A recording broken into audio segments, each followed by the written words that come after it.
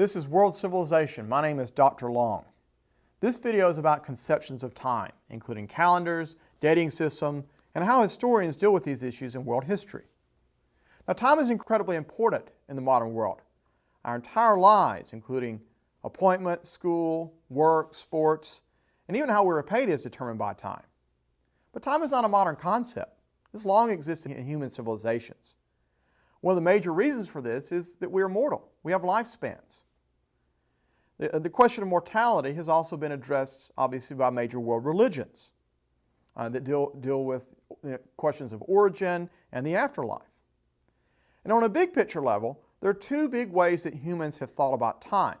Both of them have religious influences. The first is a linear view of time. In this view, time moves along a track and is headed in a certain direction. There's a beginning of time, a middle, and an end.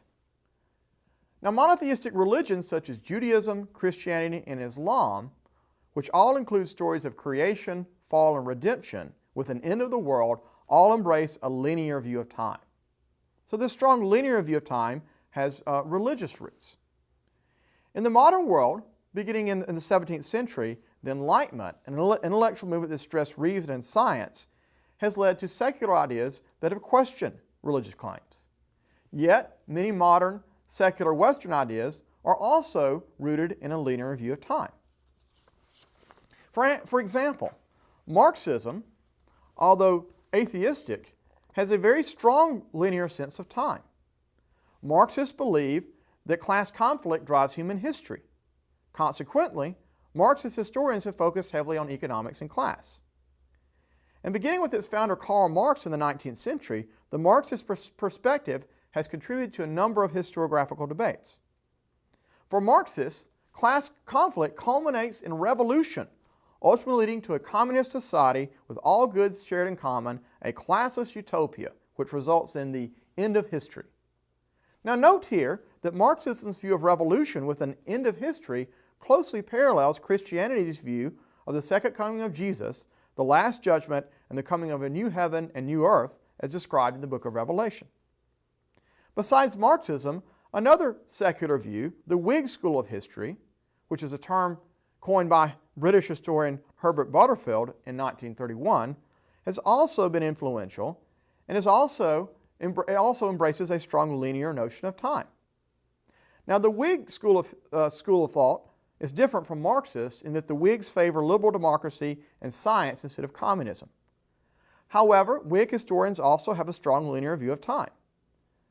The Whig school suggests that human history moves in stages, inevitably moving towards a more democratic, prosperous, and scientific advanced world. This view is known as the idea of historical progress. On a popular level, you may have heard the terms such as being on the right or wrong side of history. This comes from this whole idea of historical progress. Again, all of this is a linear view of history, a linear view of time. Now, the linear view of time has been especially strong in the West. But the second way that humans have viewed time is a cyclical view. And a cyclical view of time asserts that time moves in cycles that repeats itself, with a time for birth, life, decay, and death, all endlessly repeating. For their part, the ancient Greeks had a cyclical view of time. Nonetheless, this view fell out of favor in Greece with the rise of Christianity, which, as I've mentioned, has a linear view of time. The cyclical view of time has instead been especially strong in Asia, or the East, largely due to the influence of Eastern religions. For example, Hinduism, which has long been the dominant religion in India, believes in reincarnation. Likewise, Buddhism, which came out of Hinduism and has long been important in many Asian societies, also believes in reincarnation. The notion of reincarnation, in which people are born, die, with this cycle repeating itself for many, many years until it's finally broken in spiritual liberation, is a cyclical view of time. In addition, Taoism, which is a popular philosophy based on harmony with nature in China, also has a cyclical view of time. Besides Eastern religions in the Americas, Native Americans such as the Mayans also had a cyclical view of time. Mayan civilization was one of the earliest large civilizations in the Americas. The Mayans believed that before the existence of this present world, several worlds had been successfully created and destroyed. So this is another cyclical view of time. The Mayans had a particularly sophisticated cosmology, advanced knowledge of mathematics and astronomy, and this allowed them to come up with several different calendars. Now in 2012, many people all over the world mistakenly thought that the Mayan calendar predicted the end of the world on the winter solstice of that year, December 21st, 2012. Now this caused quite a stir and even a minor scare in some places, but of course the world did not end. This scare was based on a false understanding of the Mayan calendar, which did not predict the end of the world, but rather the end of one long epoch of time. Besides this big picture of time, the linear and cyclical views of time, ancient civilizations also came to have calendars for years and even dating systems to mark larger epochs of time.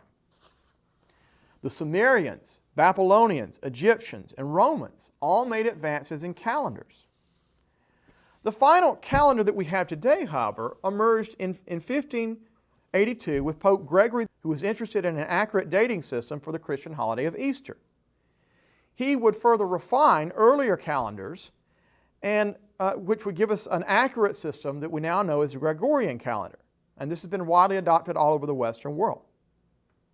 Now, besides calendars, many civilizations have dating systems to mark larger epochs of time. China, for instance, has often based longer epochs of time on dynasties of Chinese emperors.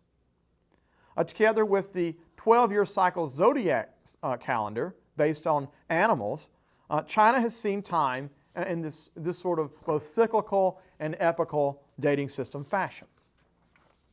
India also has views of longer periods of time and largely based on Hinduism. Now for its part, Judaism has its own Hebrew calendar. This was created by the medieval Jewish scholar Moses Maimonides, who based the Hebrew calendar on his calculation of creation in the book of Genesis. So on the Hebrew dating system, much of 2017-2018 is actually the year 5778. Likewise, Islam, which has its own unique religious holidays and own unique way of looking at the world, has also created an Islamic calendar and dating system. The Islamic calendar is a lunar calendar, and its dating system is based on Muhammad, who Muslims see as the last and greatest prophet and thus an incredibly central person in human history. In the Islamic dating system, dating is done before the Hajj, the time of Muhammad's flight of Mecca to Medina, and after the Hajj. So the year 2017-2018 corresponds to 1439 after the Hajj in the Islamic calendar. Now this also brings up the Christian dating system. Besides the use of Gregorian calendar, Christian dating system uses the BC AD dating system. And Christians base time on Jesus. For Christians, Jesus was God incarnate who died and rose again to forgive the sins of those who believe in Him. So for Christians, Jesus is the central figure. And again, you can compare this to Islam, where Muhammad is the central figure. So Christians see time on a larger scale, dating system, based on Jesus. Now, Christianity first arose in the Roman Empire, and the Roman Empire was polytheistic for the first 300 years or more of Christianity's existence. And Christians were not interested in Roman polytheistic ways of marking time.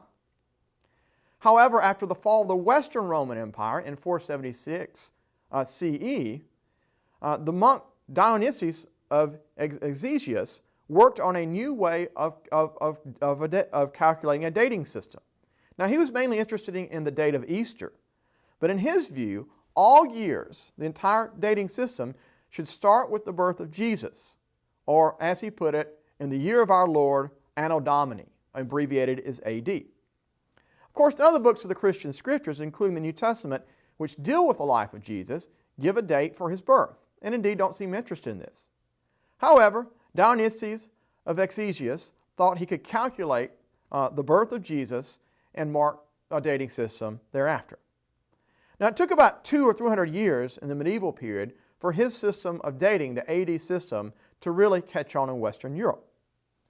In the English-speaking world, the notion of before Christ, or BC, was added by Sir Isaac Newton in the 18th century. And this also would catch on as well. Now, a major challenge to this BC AD system of dating were revolutionary ideas that would sweep the Western world beginning in the 18th century. The French Revolution, for instance, tried to do away with the BC AD system. It wanted to create a French Republican calendar, a more rational way of marking time, with 10-day weeks and months based on the weather at that time of the year. The French Republican calendar also would mark time itself with the French Revolution, which the revolutionaries saw as a central event in human history. So 1793, the first year of the French Republic, became known as Year 1, with 1794 as Year 2, and so forth. Now, the French Republican calendar was short-lived. It fell out of usage in 1801, shortly after Napoleon Bonaparte took power. In the 20th century, other revolutionary regimes, totalitarian regimes in the Soviet Union and fascist Italy, also tried to create their own revolutionary calendars based on their seizures of power. But as with the French Republican calendar, these new dating systems never caught on permanently, especially as communist and fascist regimes eventually collapsed. So not only did the BC AD dating system survive the French Revolution and other revolutionary challengers, but because of Western colonialism in the 19th and 20th centuries, they spread to the rest of the world and became adopted by many non-Western and even many non-Christian peoples. Because of this, world historians and other scholars have come to question the BC and AD dating system in recent years. They have noted that it is not consistent. BC is an English term, AD is a Latin term. Also, in an effort to be religiously neutral, many scholars, including historians of world history, have substituted BC for BCE, or before the Common Era. And CE, or the Common Era, has been substituted for AD. So many scholars now use a BCE and CE system to replace BC and AD. Now, this does not change the dating of years, and indeed at this point it would be overly complicated to change the dating of years. It only changes the terms to describe them. So the usage of BCE to replace BC and CE to replace AD are now fairly standard in scholarly writing. However, this has attracted some controversy and criticism. Some people note that the term the Common Era really doesn't make sense, that there's nothing common about that particular mark in time. Likewise, in 2011, the Vatican's newspaper criticized the British Broadcasting Network for using the BCE-CE system as politically correct and as anti-religious. Now, on a popular level, many people still use the BC-AD system because they find BCE and CE confusing. And this is a good place to conclude this video because it illustrates that humans have long had different ways of thinking about time, linear versus cyclical. They've also had different calendars and different dating systems to mark longer epochs of time. These differences and even debates over how to mark time have not entirely gone away. Time has implications about power, meaning, inclusivity, religion, and ultimate reality. These are questions that are important to humans and part of the human condition, but they have hardly been resolved even to this day. Perhaps people will be arguing about them to one degree or the other until the end of time. Or maybe all these arguments will just repeat themselves endlessly in a cyclical pattern. Thanks for watching this video. Thank you for your time.